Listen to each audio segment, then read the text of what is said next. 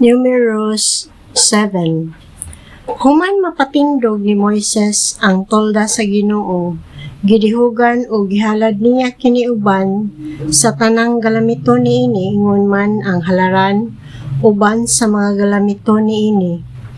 Unya ang mga kadagkuan sa Israel nga pangulo sa tagsa-tagsa nila kabanay og panimalay ug nga maoy nagdumala sa panglista.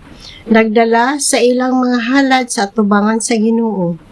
Ang ilang gidala unom ka karwahi nga may atop og 12 ka baka, usa ka karwahi sa matag duha ka pangulo ug usa ka baka sa matag usa kanila.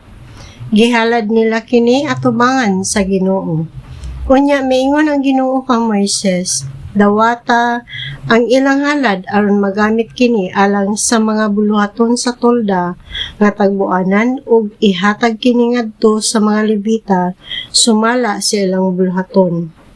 Busa gidawat ni Moises ang mga karwahi ug ang mga baka ug gihatag kini sa mga Levita.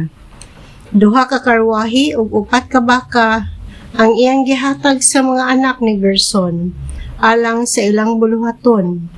Ang mga anak ni Merari gihatagan niyang upat ka karwahi ug 8 ka buok baka alang sa ilang buluhaton nga ubos sa pagdumala ni Itamar nga anak ni Aaron.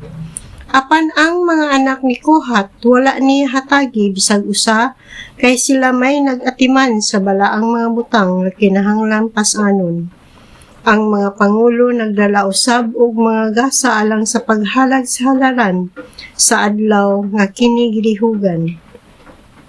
Gihalag kini sa mga kadagkuan didto sa atubangan sa halaran.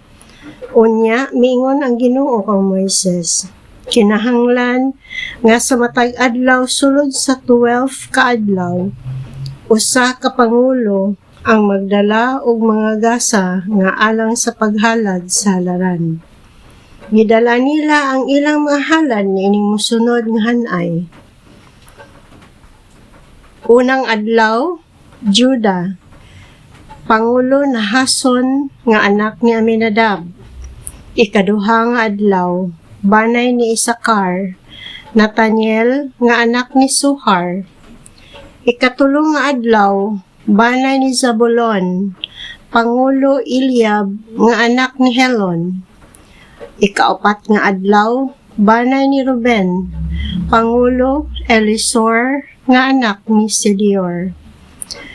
Ikalima nga adlaw, banay ni Simeon, pangulo Selumiel nga anak ni Surisaday.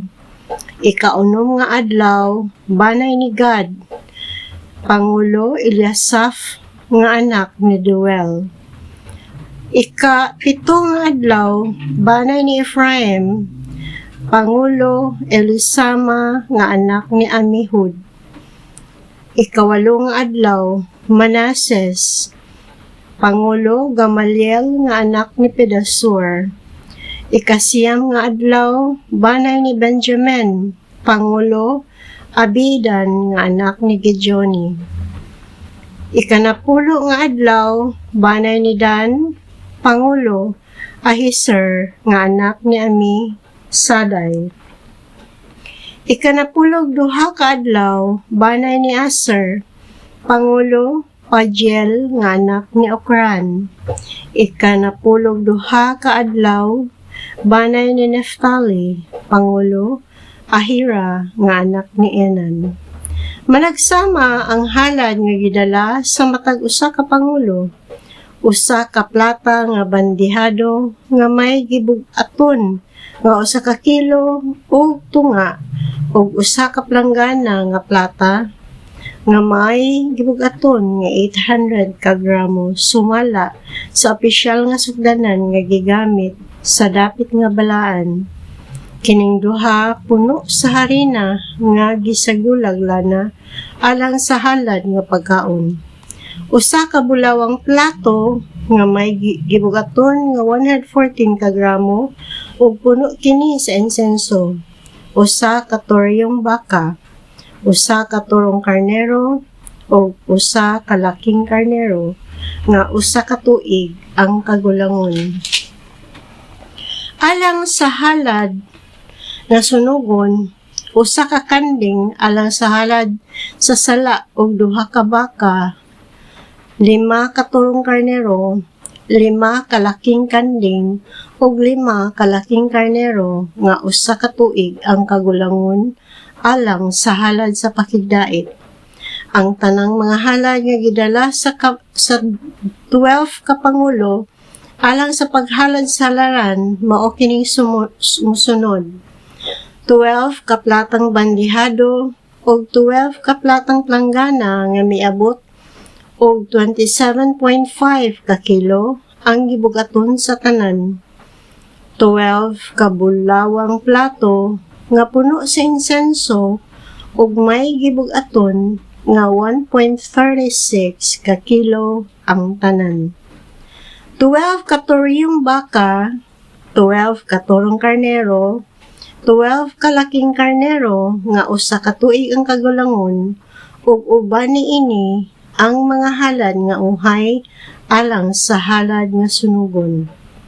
12 ka laking kanding nga ihalad tungod sa sala ug 24 ka turyong baka, 60 ka turong karnero, 60 ka laking kanding og 60 ka nating karnero nga usa ka tuig ang kagulangon alang sa mga halad sa pakigdait.